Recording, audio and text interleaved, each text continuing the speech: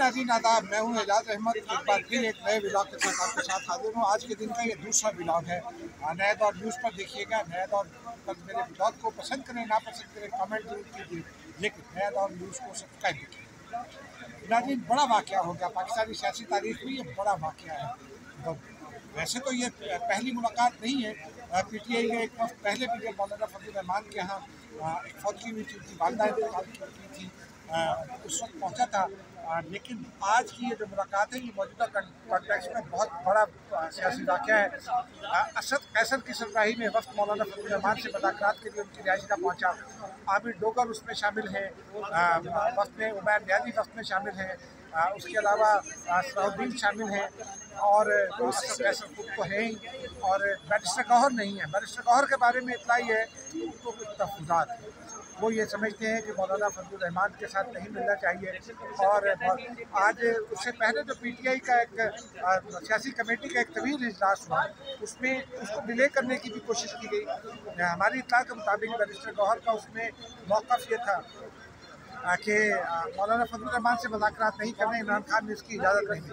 असद कैसर का ये कहना था कि इमरान खान ने 2 जमातों का नाम दिया है जिनसे बात नहीं करनी, लेकिन ये ज़रूर कहा है कि मुलाकात करें, और मौलाना फजल रहमान से नहीं रुका। हमारा कई घंटों की नशिश के बाद फिर ये भी था कि PTI ये सोच रही थी कि जितनी हाइप उन्होंने मौलाना फजल रहमान के खिलाफ पिछले 7-8 सालों में क्रिएट की, जिस किस्म के इल्ज़ाम आयद किए, जिस किस्म की गुफ्तगू की, उसके बाद क्या ये PTI के लिए मुनासिब होगा कि वो उनके घर जाए? इस पर बड़ी लंबी डिबेट हुई और उसके बाद ये वक्त पहुँचा। PTI ये भी चाहती थी कि जो मीडिया है वो यहाँ से चला जाए। इस हवाले से कुछ पैगाम निशानी भी हुई, लेकिन मीडिया के दोस्त यहाँ से नहीं गए। इस वक्त ये मुलाकात जारी है। मुलाकात का आज कोई नतीजा नहीं निकलेगा। मौलाना फजल रहमान से जब ये पूछा गया था कि आज की मुलाकात का एजेंडा क्या है, तो उन्होंने कहा कि PTI मिलना चाहती है, आज हम उनकी बात सुनेंगे, फिर बात आगे बढ़ सकती है। दोनों जब ये PTI का डेलीगेशन यहाँ पहुँचा तो हमने उनसे सवाल किया कि क्या किसी तारीख के लिए मुलाकात करने आए हैं, तो उनका ये कहना था कि वज़ारत उज़्मा के लिए वोट मांगने आए हैं। ये बात उमैर न्याजी ने भी कही और आबिद डोगर ने भी कही।